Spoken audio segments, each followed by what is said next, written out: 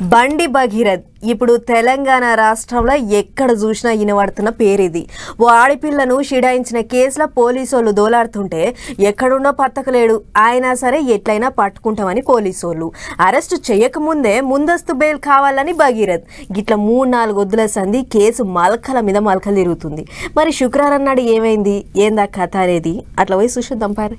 Centre మంత్రి బండి sir కొడుకు బండి భగీరథ్ ఫోక్సో కేసు ముచ్చట రోజుకో మలుపు తిరుగుతుంది.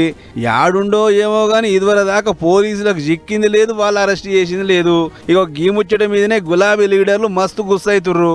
సామాన్య జనం అయితే ఈ పార్టీకి అరెస్ట్ చేద్దురు, కానీ సెంటర్ మంత్రి కొడుకు అని చెప్పి రేపు మామని బొంకుతుర్రు. ఇట్లనేనా పోలీసుల తరిక? ఈనడమనే పట్టణంలో ఓ కేసులో దొంగలను 48 గంటలలో అరెస్ట్ చేసిర్రు.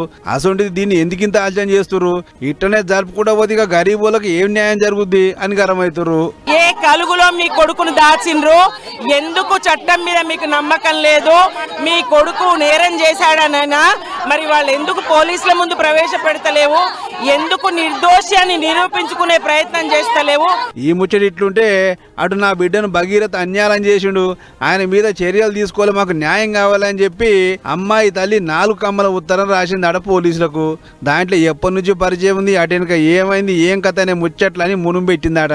ఇక ఇదే ముచ్చట మీద ఖైరతాబాద్ ఎమ్మెల్యే దానం సార్ మాట్లాడుకుంటా సర్కారు తరఫుకించి కేసు ముచ్చట్లో బరాబరే కొట్లాడుతున్నాం, బాధితురాలకి న్యాయం చేసేటట్లే ముంగడికి పోతున్నాం, కేసు కోర్టులు ఉంది కాబట్టి దాని మీద బురద రాజకీయాలు బంద్ చేయాలి అని మాట్లాడుకొచ్చిండు. అటు చూస్తేనేమో చిన్న చిన్న కేసులలో సూత పెద్ద పెద్ద లాయాలను నింపి కొట్లాడిచ్చిర్రు. ఇప్పుడు ఎందుకు అంత గట్టిగా తీసుకుంటలేరని కారు పార్టీ వాళ్ళు గరమవుతుర్రు. మొత్తానికి ఆమె మైనర్ కాదు మేజరు అని భగీరథ లాయర్ గట్టినే వాదన చేసినట.